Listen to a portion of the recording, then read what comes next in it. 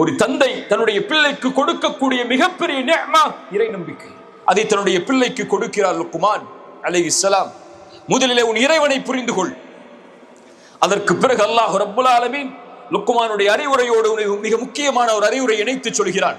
உன் இறைவனை புரிந்து கொண்டதற்கு பிறகு இந்த உலகத்தில் நீ புரிந்து கொள்ளக்கூடிய இரண்டாவது மிக முக்கியமான உறவு வஸைனல் இன்சான பிவாலிதைஹி, அவர்களுடைய பெற்றோர்களிடத்தில் நல்ல முறையில் நடந்து கொள்ள வேண்டும் என்ற அறிவுரையை இறைவன் அறிவுரையாக ஆக்குகிறான். ஹமலத்துஹு உம்முஹு வஹ்னன் அலா வஹ்னின்.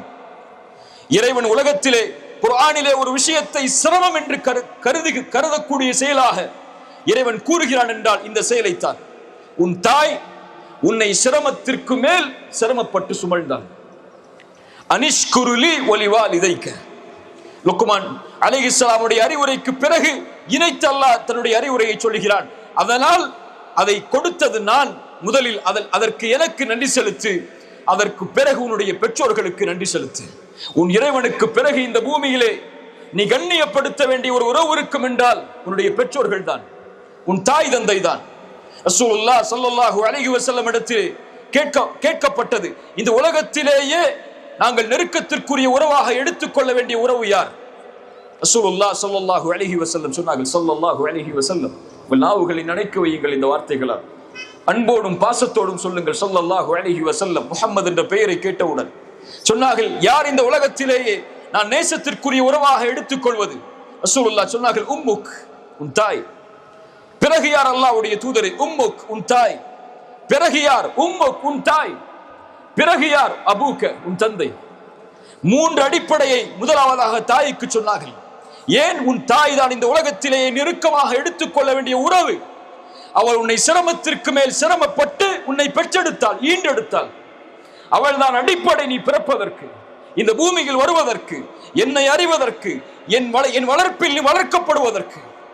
அதனால் உன் தாயை நெருக்கமான உறவாக எடுத்துக்கொள். அதற்கு பிறகு உன்னுடைய தந்தையை எடுத்துக்கொள். இறைவனுக்கு செய்ய வேண்டிய வணக்க வழிபாடுகளுக்கு பிறகு இறைவன் அங்கீகரிக்கப்பட வேண்டிய மிக முக்கியமான செயல் தாய் தந்தை இடத்தில் நல்ல முறையில் நடந்து கொள்ளுதல். நாம் நம் தாய் தந்தைக்கு சொந்தம். ரசூலுல்லாஹ் ஸல்லல்லாஹு அலைஹி வஸல்லம் இடத்திலே கேட்கப்பட்டது, யா ரசூலல்லாஹ், நான் செல்வத்தை சம்பாதிக்கிறேன், அந்த செல்வம் அனைத்தையும் என்னுடைய தந்தை எடுத்துக்கொள்ள பார்க்கிறார், என் செல்வத்தில் எது என்னுடைய தந்தைக்கு உரிமையானது? ரசூலுல்லாஹ் ஸல்லல்லாஹு அலைஹி வஸல்லம் ஒரே வார்த்தையில் சொன்னார்கள், நீயும் உன் செல்வமும் உன் தந்தைக்குரியவர்கள். அவ்வளவுதான், அவ்வளவுதான். அது என்ன பங்கு இருக்கிறது? நீ உன் தந்தைக்குரியவன், உன்னுடைய செல்வம் அனைத்தும் உன்னுடைய தந்தைக்குரியதுதான். அதில் பங்கு கிடையாது, அதில் பிரிப்பது கிடையாது. அதுதான் உன் உலகத்திலே இருக்கக்கூடிய உறவில் அடிப்படை. ரசூலுல்லாஹ் ஸல்லல்லாஹு அலைஹி வஸல்லம் அதற்கு பிறகு சொன்னார்கள், உங்களுடைய பிள்ளைகள் உங்களுடைய செல்வம், உங்களுடைய பிள்ளைகள் செய்யக்கூடிய நலவுகள் தான் உங்களுடைய செல்வம், உங்கள் பிள்ளைகளுடைய நன்மைகள் தான் உங்களுடைய செல்வம். ரசூலுல்லாஹ் ஸல்லல்லாஹு அலைஹி வஸல்லம் சொன்னார்கள், இந்த உலகத்தில் ஒரு மனிதன் மரணித்ததற்கு பிறகு 3 செயல்கள் அவனை பின்தொடரும், மற்ற எல்லா நன்மைகளும் தடுத்து நிறுத்தப்படும் மரணித்து விட்டால். அதில் ஒன்று சதகத்துல் ஜாரியா, தொடர்ச்சியாக செய்யக்கூடிய தான தர்மம். இரண்டாவது பலனுள்ள கல்வியை அவன் இந்த உலகத்திலே கற்றுக் கொடுத்தது. அது ஒரு வார்த்தையாக இருந்தாலும் அதன் மூலமாக ஒருவன் பலன் பெற்றிருந்தால் இறைவன் அவனுக்கு அந்த கூலியை மரணத்திற்கு பிறகு கொடுப்பான். மூன்றாவது சொன்னார்கள், வலதுன் சாலிஹுன் யதுஉ லஹு, அவனுக்காக பிரார்த்தனை செய்யக்கூடிய பிள்ளைகள், அது அவனுடைய செல்வம். அப்படிப்பட்ட வளர்ப்பில் அந்த குழந்தையை அவன் வளர்த்து அவன் மரணித்ததற்கு பிறகும் தன்னுடைய தந்தையை நினைவு கூர்ந்து தன் ரப்பை அழைத்து அவன் இறைவனுக்கு முன்னால் முன்வைக்கிறானே, அந்த கோரிக்கை, அந்த பிரார்த்தனை இறைவனிடத்தில் மிக மேலானது. இந்த உலகத்திலே சிலரை பார்க்கிறோம், என்னுடைய தந்தை எனக்கு நலவு செய்யவில்லை, என் தந்தை எனக்கு எதிராக இருக்கிறார்கள், என்னுடைய நேசத்திற்கு, என்னுடைய முறைக்கு, என் தேர்ந்தெடுப்பிற்கு அவர்கள் மாற்றமாக நடக்கிறார்கள், நான் எப்படி அவரோடு நல்ல முறையில் நடந்து கொள்ள வேண்டும் என்று மார்க்கம் சொல்வதை கேட்க முடியும் என்று கேட்கிறார்கள். அவர்களுக்கு ஒன்றை சொல்லுகிறேன், உங்களுடைய தந்தை உங்களுக்கு செல்வத்தை கொடுக்கவில்லை என்றாலும், உங்களுடைய தந்தை உங்களுக்கு கல்வியை கொடுக்கவில்லை என்றாலும், உங்களை மிகப்பெரிய அரண்மனையில் வாழ வைக்கவில்லை என்றாலும், மிகப்பெரிய வசதிகளுக்கு உங்களுடைய தந்தை உங்களை உட்படுத்தவில்லை என்றாலும், உங்களுடைய தந்தைக்கு நீங்கள் நன்றி செலுத்துவதுடைய காரணத்தை தேட வேண்டும் என்றால், அவர்கள் மூலமாக லா இலாஹ இல்லல்லாஹ் என்ற ஷஹாதத்தை மொழிவதற்கு அல்லாஹ் உங்களுக்கு அருள் செய்ததற்கு இந்த உலகம் முழுக்க நீங்கள் சுஜூதில் கிடந்தாலும் ஈடாகாது. வேற எதையும் அவர்கள் கொடுக்க தேவையில்லை உங்களுக்கு. அவர்களிடத்தில் நீங்கள் நல்ல முறையில் நடந்து கொள்ள வேண்டும் என்ற அடிப்படைக்கு அல்லது நீங்கள் உங்களுடைய தந்தை, உங்களுடைய பெற்றோர்கள் உங்களிடத்திலே நல்ல முறையில் நடந்து கொள்ள வேண்டும் என்றால் பிரார்த்தனை செய்யுங்கள். உங்களுடைய பெற்றோர்களுக்காக அபூ ஹுரைரா ரலியல்லாஹு அன்ஹு என்கின்ற ஒரு தோழர் இருந்தார். இஸ்லாமை ஏற்றதற்கு பிறகு அவருடைய தந்தை, அவருடைய தாய் அவர்களை அதிகமாக ஏசினார்கள். அவர்களை ஏசியது மட்டுமல்ல, இறைத்தூதரையும் ஏச ஆரம்பித்தார்கள். அபூ ஹுரைரா கண்ணீரோடு இறைத்தூதரிடத்திலே ஓடி வந்தார். யா ரசூலல்லாஹ், என்னுடைய தாய் இஸ்லாமை ஏற்றது அவர்களுக்கு வெறுப்பாக இருக்கிறது. அது மட்டுமல்ல, உங்களையும் ஏசுகிறார். அதை என்னால் ஏற்க முடியவில்லை. யா ரசூலல்லாஹ், என் தாய் நேர்வழிக்காக பிரார்த்தனை செய்யுங்கள் அல்லாஹ்விடத்திலே, அதைத்தான் நான் விரும்புகிறேன். ரசூலுல்லாஹ் பிரார்த்தனை செய்தார்கள். அல்லாஹ் அவர்களுடைய உள்ளத்தை இஸ்லாமின் பக்கம் நெருக்கமாக்கினான்.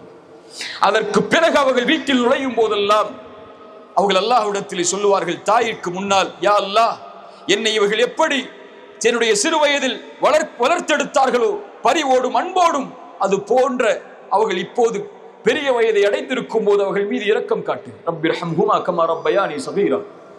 தாய் சொல்லுவார்கள், யா அல்லாஹ், நான் சிறு வயதில் எப்படி இவனை பராமரித்தேனோ அது போன்று என்னை பெரிய வயதில் இவன் பராமரிக்கிறான், அது போன்று நீயும் இவனை பார்த்துக்கொள் யா அல்லாஹ் இப்போது என்று அல்லாஹ்விடத்திலே பிரார்த்தனை செய்வார்கள். அந்த பிரார்த்தனை அவர்களை மாற்றியது.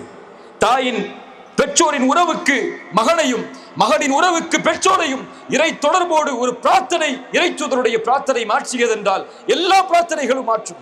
துஆ, அல்லாஹ்வை அழையுங்கள். எல்லா நேரங்களிலும் சிரமம், கஷ்டம், தொடர்பு, வாழ்வில் சோதனை, எல்லா நேரங்களிலும் ஒரு உறவு உங்களுக்கு நெருக்கமாக வேண்டும் என்றாலும் அல்லாஹ்வை அழையுங்கள். அல்லாஹ் ரப்புல் ஆலமீன் அதைத்தான் சொல்கிறான். வஸைனல் இன்சான பிவாலிதைஹி ஹமலத்துஹு உம்முஹு வஹ்னன் அலா வஹ்னின் வஃபிசாலுஹு ஃபீ ஆமைன் அனிஷ்குர் லி வலிவாலிதைக வஇலையல் மஸீர். இன்னொரு அடிப்படை இறைவன் சேர்த்து சொல்கிறான், வ இன் ஜாஹதாக அலா அன் துஷ்ரிக பிமா லைஸ லக பிஹி இல்முன் ஃபலா துதிஹுமா. அது மட்டுமல்ல, தாய் தந்தைக்கு பணிவிடை செய்யுங்கள் என்று சொல்லும் போது நான் சேர்த்து சொல்கிறேன் ஒன்றை, ஒருவேளை எனக்கு இணை வைக்கும்படி அவர்கள் உங்களுக்கு கட்டளையிட்டால் அதில் மட்டும் ஃபலா துதிஹுமா, அதில் அவர்களுக்கு உரிமை கிடையாது. என் விஷயத்தில் தலையிடுவதற்கு அவர்களுக்கு உரிமை கிடையாது. அதனால் அதில் நீங்கள் கட்டுப்பட தேவையில்லை. இருந்தாலும் அவர்கள் இணை வைப்பவர்களாக இருந்தாலும், இணை வைப்பை உங்கள் மீது கட்டாயப்படுத்தினாலும் உங்கள் பெற்றோரிடத்தில் நல்ல முறையில் நடந்து கொள்ளுங்கள். அல்லாஹ் அக்பர். இணை வைப்பை கட்டுப்படுத்தும் போதே, தனக்கு மாற்றமாக ஒரு செயலை கட்டுப்படுத்தும் போதே அவர்களிடத்தில் நல்ல முறையில் நலவோடு நடந்து கொள்ளுங்கள் என்று இறைவன் சொல்கிறான் என்றால் வேறு எதில் இறைவன் பெற்றோருக்கு மாறுபட சொல்லுவான்? எப்படி மாறுபட முடியும்? அல்லாஹ் ரப்புல் ஆலமீன் அதைத்தான் சொல்கிறான். வத்தபி சபீல மன் அனாப இலைய ثم இலைய மர்ஜூஉக்கும் ஃபஉனபியுக்கும் பிமா குன்தும் தஅமலூன். என்னிடத்திலே வருவீர்கள், நான் வந்ததற்கு பிறகு நீங்கள் செய்யக்கூடிய செயலை உங்களுக்கு அறிவிப்பேன். அல்லாஹ் லுக்மானுடைய அறிவுரையை மீண்டும் தொடர்கிறான். யா புனைய, இறைவனுக்கு பிறகு, பெற்றோருக்கு நீங்கள் நல்ல முறையில் நடந்து கொள்வதற்கு பிறகு, இந்த இரண்டு அடிப்படை எடுத்ததற்கு பிறகு, மகனே, ஒன்றை அறிந்து கொள். இந்த உலக வாழ்க்கையில் வாழப் போகிறாய். வாழும் பொழுது உன் உள்ளத்தில் பதிய வைக்க வேண்டிய மிக முக்கியமான ஆழமான செய்தி அது. ஒவ்வொரு வாலிபனும் உள்ளத்திலே ஏந்தி வாழக்கூடிய செய்தி அது. யா புனைய இன்னஹா இன் தகு மிஸ்கால ஹப்பத்தின் மின் ஹர்தலின் ஃபதகுன் ஃபீ ஸஹ்ரத்தின் அவ் ஃபீ ஸமாவாத்தி அவ் ஃபில் அர்தி யஅதி பிஹா அல்லாஹ். அல்லாஹு அக்பர், அல்லாஹு அக்பர். மகனே, ஒரு கடுகின் வித்தளவு ஒரு காரியத்தை செய்கிறாய். ஒரு கடுகின் வித்தளவு, அதை நீ கடும் இருள் பாறைக்குள் புகுந்து செய்தாலும், இருட்டு அறையில் செய்தாலும், வானத்தில் செய்தாலும், பூமியில் செய்தாலும், நாளை மறுமையில் இறைவன் கொண்டு வந்து விடுவான். இறைவன் நாளை மறுமையில் கொண்டு வந்து விடுவான். அதை பயந்து கொள். இஹ்சான் அது. உன் இறைவனை நீ பார்க்கவில்லை என்றாலும் அவன் உன்னை பார்த்து கொண்டிருக்கிறான் என்ற தன்மையோடு அவனை வணங்கு. இந்த உலகத்தில் எந்த பார்வையும் அவனை சூழ முடியாது. அவன் எல்லா பார்வைகளையும் சூழ்ந்திருக்கிறான்.